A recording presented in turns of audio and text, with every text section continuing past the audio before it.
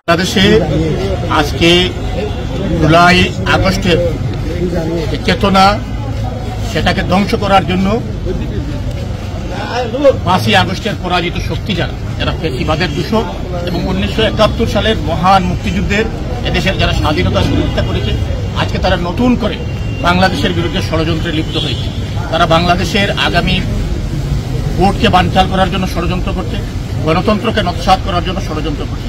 সেই গণতন্ত্র নৎসাৎকারী স্বাধীনতা বিরোধী চক্র এবং 5ই আগস্টের পরাজিত শক্তির বিরুদ্ধে আজকে সিলেটের রাজপথে জাতীয়তাবাদী স্বেচ্ছাসেবক দল সিলেট জেলা শাখার পক্ষ থেকে বিক্ষোভ মিছিল অনুষ্ঠিত হবে। আমাদের একটাই দাবি, আমরা দেশের প্রশ্নে, গণতন্ত্রের প্রশ্নে, বাংলাদেশের প্রশ্নে আমরা কোনো আপোষ করব না। কারণ আমাদের ঠিকানা বাংলাদেশ, আমাদের ঠিকানা সিলেট, আমাদের ঠিকানা দিল্লিও নয়, পিন্ডিও নয়। যারা দিল্লির দালাল, যারা পিন্ডির দালাল, তাদের বিরুদ্ধে আমাদের এই লড়াই চলবে এবং এই লড়াই দেশনেত্রী বেগম খালেদা জিয়ার নেতৃত্বে, তারেক রহমানের নেতৃত্বে একটি গণতান্ত্রিক বাংলাদেশ, জনগণের ভোটে নির্বাচিত সরকার প্রতিষ্ঠা না হওয়া পর্যন্ত এই লড়াই চলবে।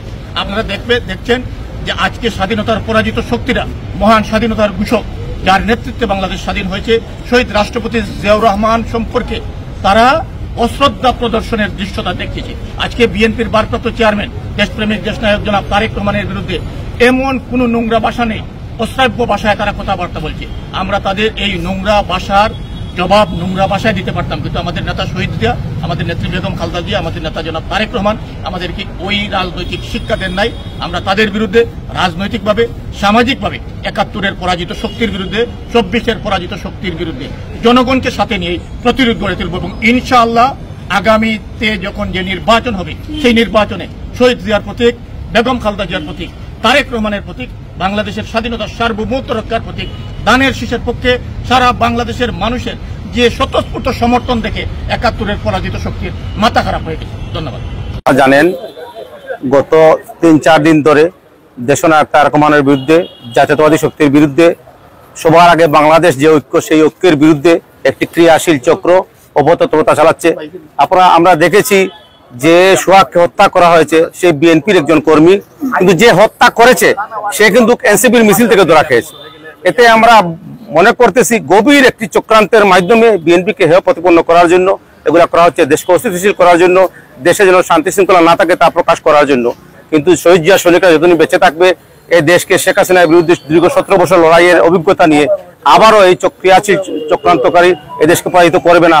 আমাদের দেশনায়ক তারেক রহমানের যে নির্দেশ, সবার আগে বাংলাদেশ, আমরা সেই সবার আগে বাংলাদেশকে প্রাধান্য দিয়ে এখনো ধৈর্য পরিচয় দিচ্ছি এবং ততক্ষণ পর্যন্ত ধৈর্য পরিচয় দিব যতক্ষণ পর্যন্ত বিএনপি থেকে কোনো নির্দেশ না আসবে। আমরা চাই সবাইকে নিয়ে এগিয়ে যাওয়ার জন্য আজকের এই মিছিল, এই মেসেজ দেওয়ার জন্য, সাধারণ মানুষকে মেসেজ দেওয়ার জন্য এবং প্রতিক্রিয়াশীল মানুষকে সতর্কতা করার জন্য, যেন ভবিষ্যতে যেন তারা এইরকম আর দৃষ্টতাপূর্ণ আচরণ এবং স্লোগান থেকে বিরত থাকে। ধন্যবাদ আপনাদেরকে।